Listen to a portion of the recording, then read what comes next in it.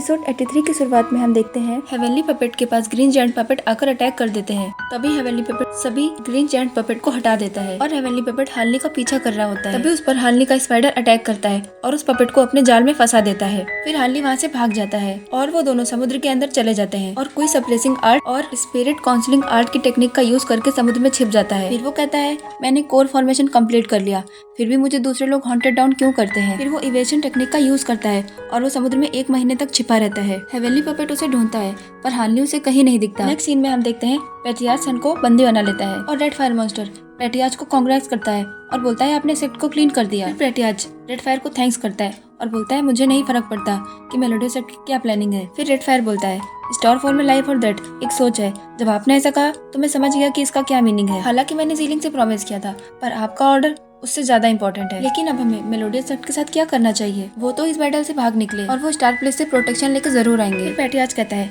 अगर star palace melodious sect की तरफ से फाइट करेगा तो जाओ इनको ऐसा करने की परमिशन नहीं देंगे। उनके पास कुछ स्ट्रेटेजीज हैं लेकिन उनके पास कोर फॉर्मेशन कल्टिवेटर्स नहीं है तो मेरे खिलाफ नहीं लड़ पाएंगे। स्टार पैलेस के 2 साइजेस कई सालों से क्लोज डोर की ट्रेनिंग में है और वो कहता है ये स्टार पैलेस से कोalition करने का परफेक्ट टाइम है। फिर रेड फायर कहता है 2 साइजेस क्लोज डोर की ट्रेनिंग ले रहे हैं और वो सीक्रेट माउंटेन और क्लेन पर स्टडी कर रहे हैं। अगर वो उसे सक्सेसफुली समझ गए तो वो डेटीज में ट्रांसफॉर्म हो जाएंगे। तब चाउटिक स्टार के सी में उन्हें कोई भी रोक नहीं पाएगा। पेट्रियार्च कहता है ये तो बहुत अच्छा होगा, अगर वो डेटी में ट्रांसफॉर्म हो गए तो सभी उनसे ज्वेलस होंगे। अगर ऐसा दिन सच में आता है तो स्टार पैलेस से छुटकारा पाने के लिए बहुत उत्सुक होंगे। फिर रेड फायर बोलता है मार्शियल अंकल इसके अलावा सीक्रेट माउंटेन पोर्सलैंड एक पहेली बना हुआ है, इसकी सारी इन्फॉर्मेशन एशियन टाइम के अननोन कल्टिवेटर से मिलेगी। अगर उन कल्टिवेटर्स ने हमें डेटीज की ट्रांसफॉर्मेशन जैसी कोई बात बताकर हमें जानबूझकर चीट किया तो हम क्या करेंगे। पेट्रियार्च कहता है तुमने ठीक कहा, हमें इस पर्सन को देखने की जरूरत है, तभी हम इसका ट्रुथ समझ पाएंगे। फिर हम देखते हैं पेट्रियार्च हेवनली पपेट पर स्पाइडर का जाल देखता है और वो कहता है ये व्हाइट जेट स्पाइडर का जाल है, वहाँ एक गॉड भी है। जब चाऊ ने उस पर्सन की बैग देखी तो उसे कुछ फील हुआ था और वो एल्डर सन को याद करते हुए बोलता है मेरे डिसाइपल तुम क्यों भाग गए थे,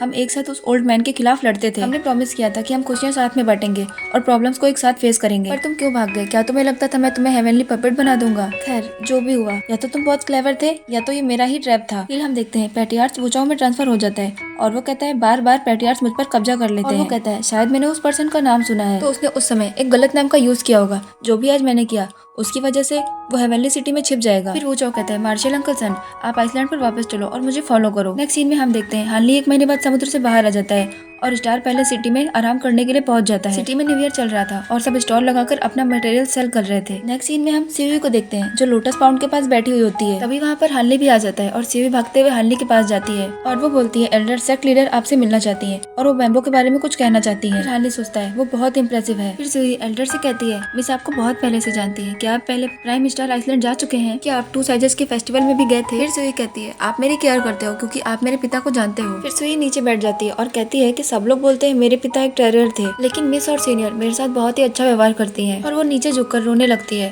तभी हालनी उसे ऊपर उठाता है और वो बोलता है ये बस एक डेस्टिनी है, जो हो गया उसे भूल जाओ, पिंकी यंग एक अच्छे पिता है। फिर सीवी खुश हो जाती है और फिर हालनी मिस से मिलने चला जाता है। नेक्स्ट सीन में मेलोडियस सेक्ट को देखते हैं। सीवी मिस को बुलाती है, फिर मिस हालनी से मिलने आती है। फिर सीवी कहती है आप दोनों बात कीजिए और मैं यहाँ से जा रही हूँ। फिर मिस हालनी से कहती है ये लिटिल गर्ल बहुत साहसी है। फिर मिस हालनी से पूछती है क्या मुझे आपको सीनियर कहना चाहिए और वो बोलती है अगर ये सब नहीं हुआ होता तो मुझे आपका रियल नेम कभी पता नहीं चल पाता। मुझे अफसोस है कि मैं आपको रेस्क्यू एफर्ट्स के लिए रिवॉर्ड नहीं दे सकती, उल्टा मैं आपको बार बार मुसीबत में डाल देती हूँ। मैं रिग्रेट करती हूँ और इसके लिए मैं माफी भी चाहती हूँ। फिर हालनी कहता है सेक्ट लीडर जीलिंग जो भी हुआ उसे भूल जाओ, ऐसे डेंजर से जिंदा वापस लौटना कोई छोटी बात नहीं है। फिर मिस हालनी से कहती है कि जीलिंग वही है जिसे अननोन लोग मुझे बुलाते हैं और आपको मुझे सेक्ट लीडर मानने की कोई जरूरत नहीं। वो कहती है एक्चुअली मेरी जान बचाने के लिए आपको थैंक्स करने के लिए मैंने आपको बहुत ढूंढा, लेकिन एब्सोल्यूट डार्कनेस आइसलैंड की वजह से मैंने आपको ज्यादा ढूंढने की कोशिश नहीं की। मुझे डर था कि कहीं मैं आपको एक्सपोज न कर दूं, इसलिए फिर मैंने हार मान ली। फिर हालनी कहता है हाँ बहुत साल गुजर गए, इससे पहले मैं क्लोज डोर ट्रेनिंग में था, शायद इसीलिए आप मुझे ढूंढ नहीं पाई। मिस बोलती है कि मैंने आपको 2 चीजों के लिए यहाँ इन्वाइट किया है,